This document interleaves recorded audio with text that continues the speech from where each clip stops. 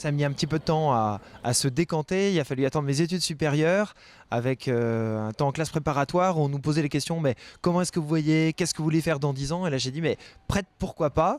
Et à nouveau, cette question est revenue, j'ai mûri, j'ai été accompagné. Et puis après un temps de discernement, je suis rentré au séminaire.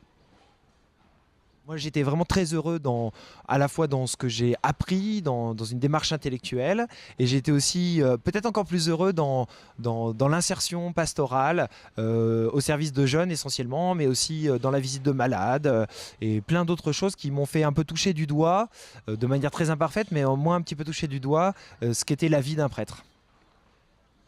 On voit des jeunes ou des moins jeunes qui viennent se livrer, donner ce qu'ils ont vraiment au cœur d'eux-mêmes pour recevoir le pardon de Dieu. Et je trouve difficile de les accompagner, mais en même temps très beau dans cette démarche. Et parfois, vraiment, je suis très touché de voir la grande confiance qu'ils ont en demandant ce sacrement. Et quand je regarde mes pauvres mains, je me dis, mais à travers mes mains, ce sacrement est donné, le pardon de Dieu est donné. Et puis je trouve que moi, ça m'invite aussi moi-même à vivre d'une manière sans cesse nouvelle et plus fréquente, en tout cas, ce sacrement de la réconciliation.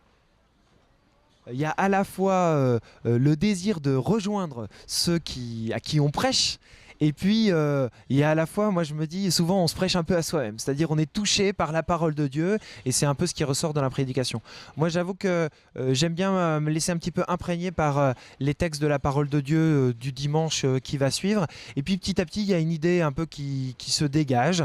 Moi j'aime bien vraiment m'appuyer sur l'écriture, prendre le temps de la commenter, prendre le temps vraiment de l'intérioriser. Et j'avoue que c'est quelque chose que j'aime bien faire.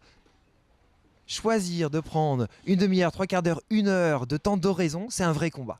Et en même temps, c'est ce qui me nourrit comme prêtre. Moi, j'avoue que quand je n'arrive pas à prier dans la journée, il me manque quelque chose. Quand je n'arrive pas à prendre vraiment ce cœur à cœur avec le Seigneur, il manque peut-être l'essentiel. Et puis, je me dis aussi que parfois, si je prends pas le temps de prier, si je prends pas le temps vraiment de recevoir du Seigneur ce que je suis comme prêtre, alors je suis comme une coquille vide, quoi. Il n'y a pas grand-chose à donner. Saint Bernard, il dit que avant d'être des canons, on doit être des réservoirs, et je crois que la prière personnelle, l'oraison, c'est vraiment devenir un réservoir en lien avec cette intimité avec le Christ.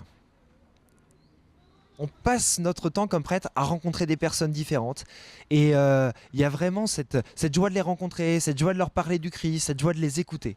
Et je suis vraiment très marqué et très frappé par ça. Vraiment, ça me touche beaucoup. J'ai un agenda qui déborde de tous les côtés. J'ai pas un soir de libre quasiment dans la semaine, si ce n'est le lundi soir que j'essaye de préserver.